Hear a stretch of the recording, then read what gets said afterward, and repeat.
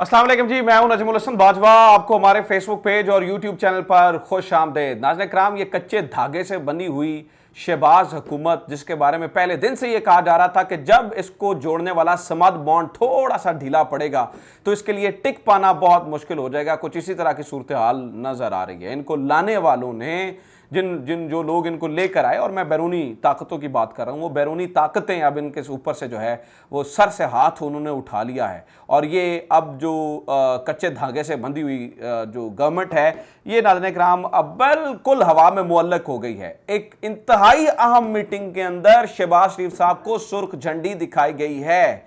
इस इनकार के बाद, और मैं अमरीकी सफीर की बात करूं, इस इनकार के बाद एक अहम तरीन मीटिंग बुलाई गई है पाकिस्तान मुस्लिम लीग नून की जानिब से। तमाम इत्तेहादियों के एजाज में इशाया दिया जा रहा है और उसमें उन्होंने एक बड़ा फैसला करना है। इसमें ये क्या करने जा रहे हैं, सुर्ख झंडी क्यों दिखाई गई है? इतने सारे वादे करने के बाद जब ये वहां पर गए तो उन्होंने क्यों इनको मना कर दिया? इमरान खान की हुकूमत में इसमें क्या किरदार है? इन तमाम तर चीजों के ऊपर मैंने आपके साथ चीजें शेयर करनी है और सबूतों के साथ शेयर करनी है। अमरीकी सफीर क्यों ना कर रहा है यह भी मैंने आपको बताना है। और इसके अलावा आज जो पाकिस्तान तहरीक इंसाफ ने डायरेक्ट, अब तो डायरेक्ट होते हुए नजर आ रहे हैं ना, दूसरे डिफेंसिव होते चले जाते हैं, ये एग्रेसिव होते नजर आ रहे हैं। आज यास्मीन राशिद साहिबा ने ये वाजे कह दिया है कि जिन्हें हम न्यूट्रल कहते हैं वो न्यूट्रल है ही नहीं है। और फिर एक बड़े मुअज़्ज़ज़ इदारे के ब्रिगेडियर राशिद साहब का जिक्र भी उन्होंने कर दिया है। ये उन्होंने क्यों किया है, ये पक क्या रहा है, 2 जुलाई को क्या होने जा रहा है, क्योंकि फिर 2 जुलाई को कॉल भी है। इससे पहले चीजें किस तेजी से बदल रही हैं, इसके ऊपर जो है वो बात करनी है। और फिर आखिरी और सबसे अहम, जिसके ऊपर सबसे पहले बात करने की जरूरत है, वो ये है कि इत्तेहादी छोड़ने की बात कर रहे हैं, अपने अपने फैसले करने की बात कर रहे हैं और ऑन रिकॉर्ड कर रहे हैं। ये पूरा मामला क्या है, ये जरा सुन लीजिए। तारिक अजीज साहब दुनिया टीवी के रिपोर्टर हैं, उनका स्क्रीनशॉट आप साथ में चलता हुआ देख रहे हैं। तारिक अजीज साहब ने एक ट्वीट किया और उस ट्वीट में वो बताते हैं, अहम तरीन ऐलान, अमरीकी सफीर से वज़ीर खजाना मिफ्ता इस्माइल की क़यादत में मुआशी टीम की मुलाकात बेनतीजा। वज़ीर आज़म शहबाज शरीफ ने बड़ा फैसला कर लिया, रोजनामा दुनिया रवां हफ्ते ब्रेकिंग न्यूज देगा। यानी कि अब इन्होंने 3 चीजें इसमें बताई हैं। एक तो अमरीकी सफीर से मुलाकात हुई है जी मिफ्ता इस्माइल की, और इन्होंने बीच में तरले तुरले मिन्नतें की हैं कि आप हमारी IMF से मतलब डील करवाने मदद करवाएं, क्योंकि हर चीज ये कर बैठे हैं लेकिन अभी तक डील फाइनलाइज नहीं हो रही है। अंसार अब्बासी साहब ने परसों रात, बल्कि 3-4 दिन पहले एक रात की कहा था जी आज रात बड़ी खबर आने वाली है, ये डील हो जाएगी। वो डील हुई कोई नहीं है। अब अगली कहानी सुने। इसके अलावा वो कहते हैं दूसरी बड़ी चीज, शहबाज शरीफ ने बड़ा फैसला कर लिया। अब शहबाज शरीफ इससे बड़ा फैसला क्या कर सकते हैं, मतलब क्या हुकूमत में आने के बाद क्या बड़ा फैसला कर सकते हैं? क्या वो छोड़ने की बात करें या क्या करने की बात करें? इस बारे ये एक बहुत ही एक इंटरेस्टिंग चीज है। और फिर रवां हफ्ते वो कह रहे हैं ब्रेकिंग न्यूज आने वाली है, इसी हफ्ते के अंदर एक ब्रेकिंग न्यूज आएगी। वो क्या होगी, उसका फैसला क्या होगा, उसमें कुछ इशारे हैं, मैं आपके सामने रख देता हूं वो इशारे क्या क्या है। मिसाल लीजिए, मुआशी चैलेंजेस से कैसे निपटें, IMF से क्या बात हुई, महंगाई कंट्रोल क्यों नहीं हो रही, वज़ीर आज़म शहबाज शरीफ ने इत्तेहादी अरकान को कौमी असम्बली को पीर को इशाइये पर मदऊ कर लिया है। अब यहां पर खबर यह बताती है कि ये फाइनल एक दोबारा से सजेशन लेने जा रहे हैं अपने तमाम इत्तेहादियों से, क्योंकि जितना इन्होंने बोझ डालना था उस डील के नाम पर ये डाल चुके हैं। इनके पास वापस मुड़ जाने के लिए कोई चीज बची नहीं है। अब शहबाज हुकूमत जो है वो अकेले इस बोझ को संभाल नहीं सकती है, और इस बोझ को बांटने के लिए उन्हें कंधे चाहिए। और इत्तेहादी ऑलरेडी इतना प्रेशर में आ चुके हैं कि वो ये कंधा देने के लिए तैयार नहीं है। तो शहबाज शरीफ साहब ने दोबारा सबको बुलाया और फिर किसी नए फैसले के लिए, वो नया फैसला देखें, मैं अभी प्रिडिक्ट नहीं कर रहा हूं, मैं नया फैसले के बारे में प्रेडिक्शन नहीं आपको दे रहा हूं, लेकिन जो नजर आ रहा है वो आपको भी आ रहा है और मुझे भी आ रहा है, क्योंकि मैंने पहले आपको बताया कि ये शहबाज हुकूमत एक कच्चे धागे के साथ बंधी हुई गवर्नमेंट है। ये हवा में मुअल्लक हो गई है अमरीकी सफीर की ना के बारे में। अच्छा, मैं आपको अब आप जेन में सोच रहे होंगे कि इन्हें वहां से ना क्यों हुई है, ये भी एक बहुत बड़ा क्वेश्चन है। वो इन्हें ना क्यों कर रहे हैं, उसके पीछे देखें वजह है।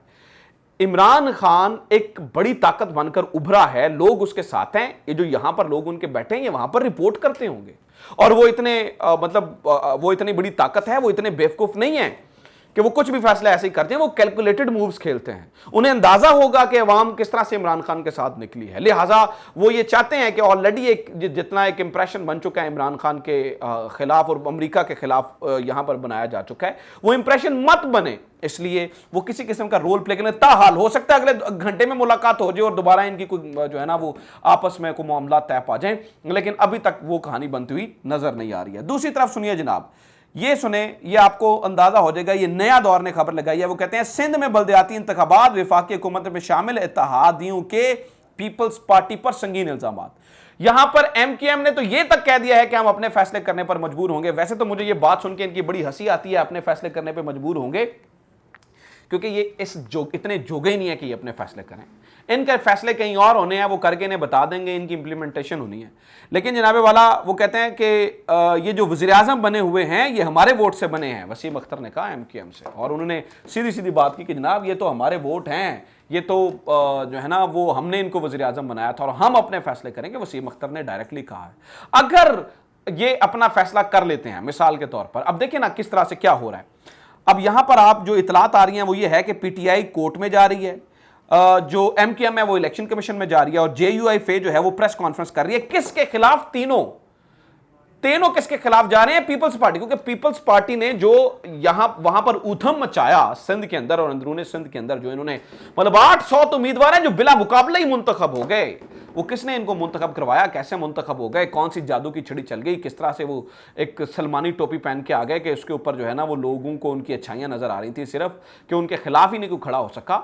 ये इस बात के ऊपर फिर एमकेएम भी बोली, इसके ऊपर फिर जो है ना वो पीपल्स पार्टी भी बोली, और इसके ऊपर जो है वो तहरीक इंसाफ तो ऑब्वियसली बोली ही बोली। अब यहां पर जनाब कहने का मतलब यह है कि वो कह रहे हैं कि हम खुद अपने फैसले करेंगे। और मैं फिर जो मजेदार बात है, कल जेयूआईफे के राशिद सोमरो साहब ने जो वीडियो एक रिकॉर्ड करवाई और उन्होंने कहा बिलावल भुट्टो साहब आप धांधली करवा रहे हैं, मेरे हल्के से जो है वो वोट तब्दील होकर उधर जा रहे हैं, तो जेयूआईफे तक इनके खिलाफ हो चुकी हैं। अब इस मांगे तांगे की गवर्नमेंट को चलाया कैसे जा सकता है? आप बजाते खुद देखें कि जिनके आसरे पर आए थे वो ना कर रहे हैं मीटिंग्स में, इत्तेहादी फूट पड़ चुकी है। मतलब ये आर्गुमेंट्स है ना। और अगली कहानी सुने, फिर ये डिफेंसिव खेलने हैं, और अगली कहानी ये है कि जनाब आज जो यास्मीन राशिद साहबा ने जिस तरह से बोला है, पीटीआई के एक साइड पे मियां महमूद और रशीद साहब खड़े थे, यास्मीन राशिद साहबा खड़ी थी, और उन्होंने कहा कि इत्तलात के मुताबिक, मैं कोट अनकोट पढ़ देता हूं, इत्तलात के मुताबिक जो खुद को न्यूट्रल कहते हैं वो न्यूट्रल नहीं है, ये उन्होंने कहा। फिर उन्होंने कहा हम क्या बेवकूफ हैं, हमें बेवकूफ समझते हैं? ब्रिगेडियर राशिद साहब जो कुछ कर रहे हैं हमें पता है, हम हर तरीके से तैयार हैं। 17 जुलाई को इंशाल्लाह जीत हमारी होगी, और अगर गड़बड़ करने की कोशिश की तो हम बताएंगे। उन्होंने यह भी कहा तमाम सर्वेज हमारे हक के अंदर हैं। उन्होंने ये इंप्रेशन देने की कोशिश की कि यहां पर पंजाब के अंदर इलेक्शन को मैनेज किया जा रहा है, और खास और अहम और बड़ी शख्सियात मैनेज करने की कोशिश कर रही हैं। खैर उन्होंने तो इसका नाम भी ले लिया, मैं तो बड़ा सादे तरीके से आपको जो है वो बता रहा हूं कि वो कह रहे हैं कि यहां पर जो है वो इत्तलात के मुताबिक ये गेम चल रही है।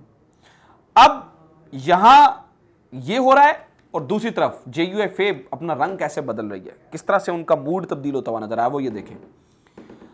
मौलाना फजलुर रहमान साहब कहते हैं आर्मी जनरल्स, जजेस और ये जो ब्यूरोक्रेट्स की आंटीज हैं, यही अल्फाज थे उनके, कि ये क्या चाहते हैं, यानी कि उन्होंने आर्मी जर्नलों को भी रगड़ दिया, जजेस को भी रगड़ दिया, और ब्यूरोक्रेट्स की खवातीन को भी रगड़ दिया, या उन लोगों को भी रगड़ दिया, सिविल सोसाइटी को रगड़ दिया।